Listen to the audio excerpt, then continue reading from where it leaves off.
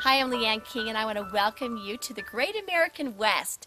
And I am here with one of our artisan distillers, Ricky, and he is going to take us through the entire process of the distillation process for essential oils. So tell us a little bit about yourself. Oh, I'm a self-studied herbalist of about 25 years. I've been distilling essential oils for about 6 years and love a simple lifestyle, love living in the wild, great American West, and I'm very honored to be working with you, Leiann, and to be presenting to the Longevity Nation. So this pinyon pine, heavy wet snows a couple weeks ago brought down these branches, so we're gonna gather this and put it into the still today. All right, let's do it.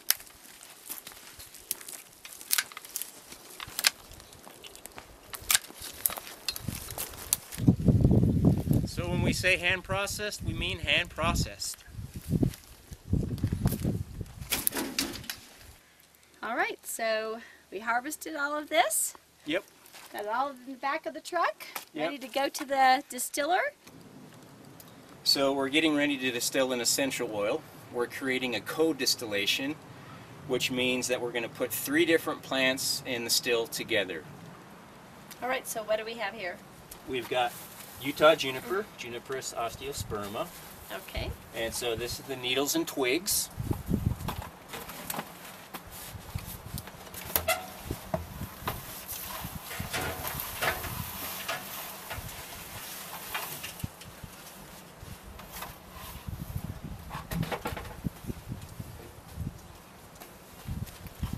And then here we have pinyon pine, Pinus edulis.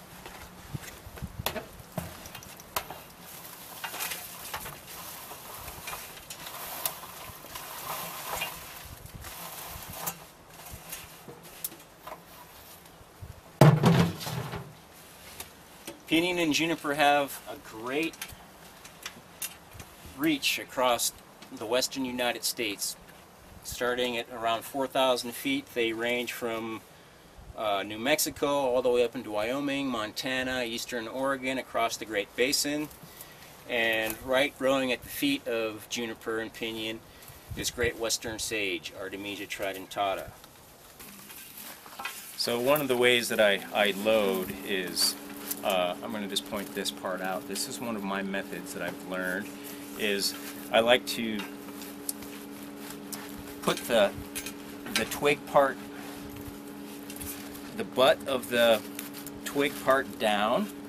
So what happens is the steam makes its way through the wood and through the cambium layer, the first layers of the bark, and the steam then makes its way through the first layers of the bark and then makes its way out the twigs. So this is one of the artistic aspects of distillation, which is very different than a machine harvest, machine process.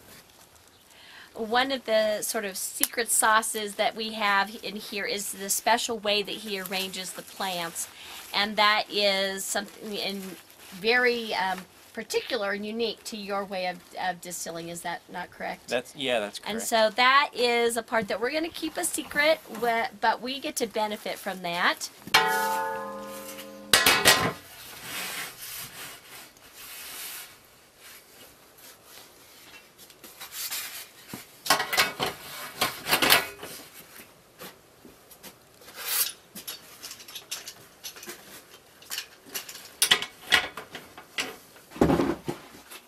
Most artisan essential oils are done in the field.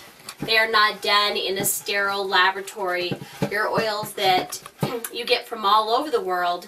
Many times they are hauled out because, as he does, the plants are wildcrafted, and so it's done in what you may consider a primitive way. I would prefer to call it an ancient and traditional manner. The art of distillation has been around for like 10,000 years with the Chinese and the Egyptians, and we want to preserve the heritage of that. This is something that has been passed down for generations, the skill and art of distilling essential oils in this manner. This is the condenser. There's a steady supply of cold water going into these coils inside the glass tube. The cold water in the glass tube flash cools the steam, which separates the chemical compounds of the plant that is being distilled. Those chemical compounds is what is in the essential oil. The steam recondensing is dripping down the side into liquid form and dripping down into the decanter known as the Florentine flask. This is the essential oil. This represents, this was last night's distillation basically. This is about 3.5 ounces. So in order to get the essential oil off, I'm going to close this valve off here, which is going to allow the hydrosol to rise into the decanter and have the essential oil come out this line right here. So I'm taking the hydrosol out of the stainless barrel right here, stainless pot, and then I'm going to pour the hydrosol into the decanter, and now that's raising the level of the hydrosol to push the essential oil up so that it will flow out this tube right here.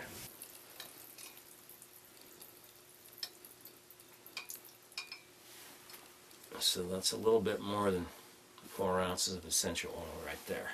And how much plant material did you have to distill to get that 4 ounces? That was about 1.5 barrels. So 75 gallons. Yeah, roughly.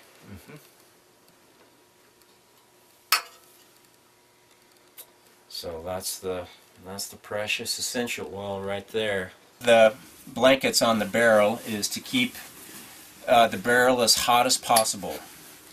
We want to keep the temperature of the steam as it goes into the bottom of the barrel as consistent as possible to come out the top. So keeping everything as warm as possible is really important. That's why I've got all these blankets on here. So this material has been in the still since yesterday morning. I added some material to it last night.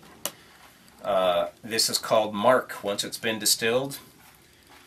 When it's put in fresh, it's called Charge. When it comes out, it's called Mark. So this is the hydrosol. The hydrosol is the water that is left over in the distillation process of the essential oil. And this is magic stuff too. And it has a lot of still therapeutic properties in it. So we don't want to just, dump it down the drain. We want to save it and collect it.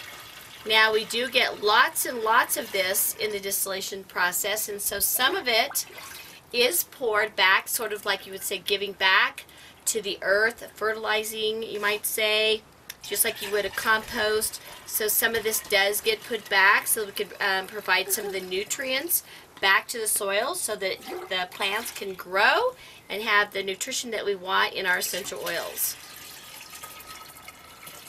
Alright, so here we are. This is really the very, very beginning when the plants are just growing.